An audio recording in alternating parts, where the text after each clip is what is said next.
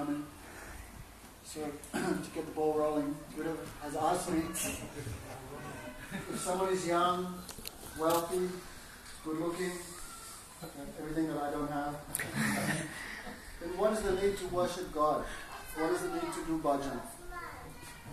So, whatever happiness we get in this world is only coming to this body. But this body is material, made of stool, urine, skin, blood, other nice ingredients. So whatever happiness we get in this world is only this material body is receiving. But the soul is spiritual. Therefore the soul cannot be happy by material enjoyment. Understand? Therefore in order for the soul to be happy, we'll have to find some other type of happiness.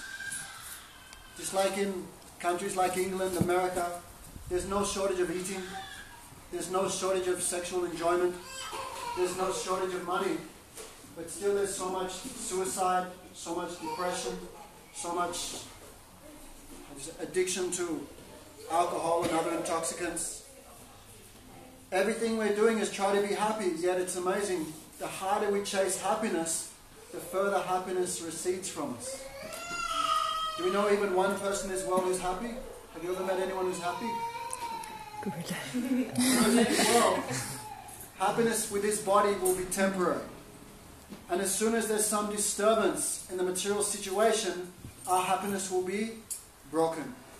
Just like if we were going home tonight and we were run over by a truck, or our parents were killed in an accident, or we found out that a dear friend had some terminal disease, immediately our so-called happiness will be extinguished. Therefore, Gurudev always says, don't put your faith in this material world, because this material world is designed to give you suffering. Even though everything we're doing is trying to reach happiness and trying to dispel misery, we see that no one is successful. Therefore, an intelligent person can understand this world is not a place of happiness. This material world is a place of education. So God has designed this world to cheat us. So we should not put our faith in it. Because if we develop attachment for a temporary material thing, either it will leave us or we will leave it. And then because of that attachment, we'll experience suffering. Therefore, why should a person worship the Supreme Lord? Because we want happiness. And real happiness is on the platform of the soul. Real happiness cannot be found on the platform of this body or this material world. Therefore, Krishna is so kind that He's given us this human form of life. Videham adyam sulabam sudulabam plavam sukalpam gurukanadaram. How much rare is this human form of life? The scriptures describe that we have 8,400,000 different species. 900 Jalajanava Lakshanam, 900,000 type of fish species. Stavanam Lakshavimsati, 2 million type of plant species, animal, plant, non-moving species, trees, grass, flowers. So many millions of types of insect, bacteria, worm and germ. 1 million type of bird species. 1,300,000 types of beasts, four-legged animals. And after going through those 8,400,000 species, we've achieved the human form of life.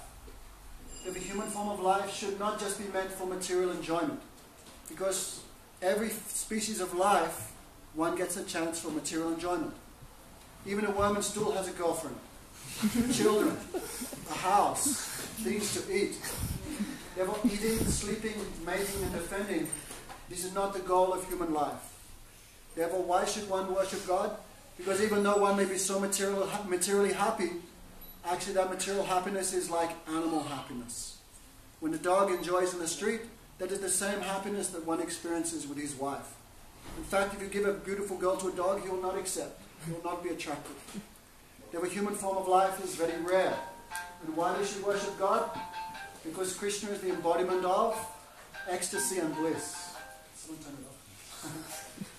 So, when the soul engages in service to the Supreme Lord, automatically we'll feel a joy and happiness, no? Because that happiness will not be on this material platform.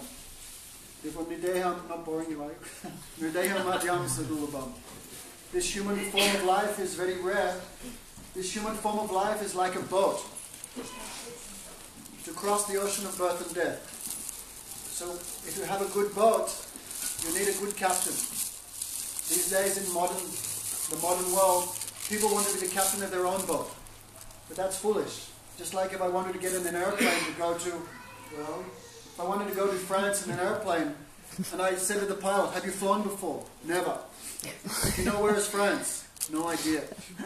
Because he's never flown and never been to France, only a fool would get in that person's airplane. Therefore, we have never crossed the ocean of birth and death. We are firmly stuck in it. Then how we can guide ourselves out of this dangerous situation? Understand? Means therefore you need an expert captain. Who's the expert captain? That person who themselves in their own lives have crossed the ocean of birth and death. They fully know where are the riptides, where are the sandbars, where are the crocodiles and sharks and killer whales. They know the obstacles in crossing that ocean. So who is that captain? That is bona fide Gurudev. So you need a breeze to blow the boat across the ocean. What is the breeze? The breeze is the instructions of Scripture that can tell you, that can take you across the ocean of birth and death. Therefore, one who gets the human form of life, but does not make endeavors in spiritual life, na siddhim na cha param gatim. They can never be happy, what to speak of achieving the supreme destination. So we see, if an intelligent person, by examining this world, they can understand, neither my parents have been happy, you guys, your parents are happy. Anyway, I know. Were our parents happy? Are their grandparents? Did they achieve happiness? Are any of our friends happy? So if we continue simply eating, sleeping, mating, and defending like the ordinary persons, if they have not achieved happiness, then how we can achieve happiness? By doing the same activities. Therefore, a person who is very intelligent, they should look for a happiness which cannot be destroyed, which is not dependent upon this changeable, temporary, material world. So what is that? That happiness can only be found in serving God. So who is God and how to serve Him? At our present stage, we don't know. Therefore, you need captain, Gurudev. And who is Gurudev? Gurudev is that person who learned from his Gurudev. And his Gurudev, where did he learn it from? From his spiritual master. So, Ivam Parampara Praptam Imam Rajasayo Vidu Sarkalena Mata Yoga Nast Parantapa.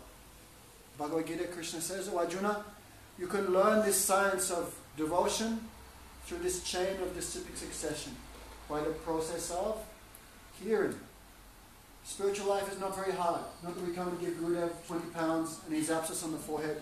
No. Gurudev gives all knowledge and removes all misery by giving instruction. If we follow that instruction, we can be happy.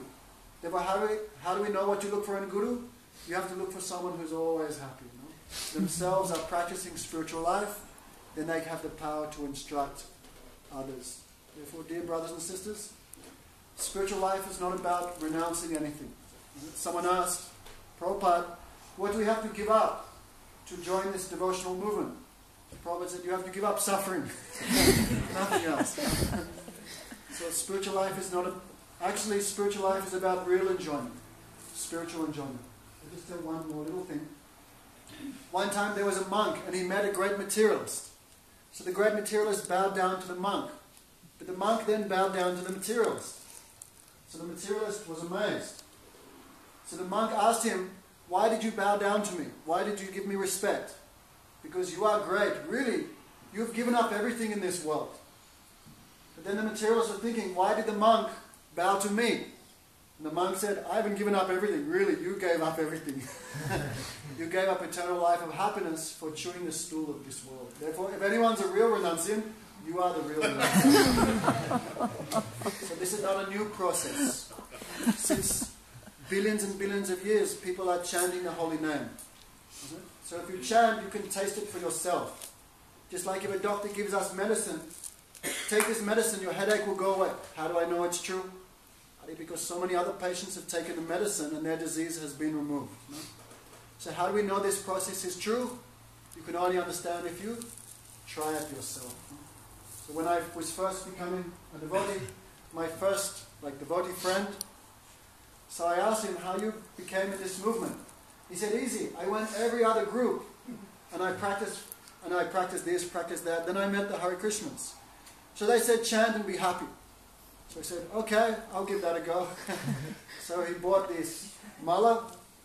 Then he woke up early and said, tomorrow I'll dedicate the whole day to chanting Hare Krishna and see what happens. So he said, by mid-afternoon I was in ecstasy and I never left it. So this process is not a new process. This process is the most ancient process. There is no new path to God. The soul is one, the Supreme Lord is one. We don't have to manufacture a new process to reach Him. We simply have to follow the instructions of those who have already achieved Him. Like Gurudev. He never speaks one word different than what he heard from his Gurudev. Therefore, if we are fortunate, we can follow those same instructions. And the happiness inside Gurudev, we can also achieve that same happiness if we follow his instructions. But if we don't follow his instructions, you cannot blame him. Just like if a man falls down a well. Help me! Okay, grab hold of the rope. I can't, you have to grab hold of it for me. That was funny. Someone in a hole. That means us. We are deeply immersed in ignorance, myself especially, caught in the cycle of birth and death. Help me, help me. Then Krishna, he gives a rope. That is Gurudev. Catch hold of the rope means follow the instructions of the spiritual master in scripture. If you catch hold of the rope, then you can be pulled up. But if you don't catch hold of the rope, it means don't follow the instructions of Guru, then even Gurudev cannot help us. Therefore, Gurudev only wants one thing from us. What does he want? How to be happy. When Guru Maharaj came to Australia first time, everyone was, what's this, what's happening, you know? And Gurudev said a wonderful thing, I remember. He said, I have not come here to take anything. I'm an old man, I only eat this much rice. I don't have to fly halfway around the world for this much rice. I can get this much rice very easily in India. I have not come here for taking. I have come here for giving. So I have opened a free shop. If you like, according to your independence and your desire, you can take all my goods that I'm offering for free. And if you don't take it, Guru Maharaj said, I have no problem because tomorrow I'm going to New Zealand and someone there must take. And if no one in New Zealand takes, then I'll go back to India, because in India someone must take. So Gurudev has not come here out of any cheap or mean self-interest. He's come here with only one desire, how to make us happy by following a pure lifestyle and following the principles of Scripture. Therefore, if you worship Krishna, you must feel ecstasy. And Guru Maharaj said, if it doesn't happen, if it's not true, you'll be the first person since the beginning of creation to not feel happiness while chanting the names of Krishna. Okay, thank you very much.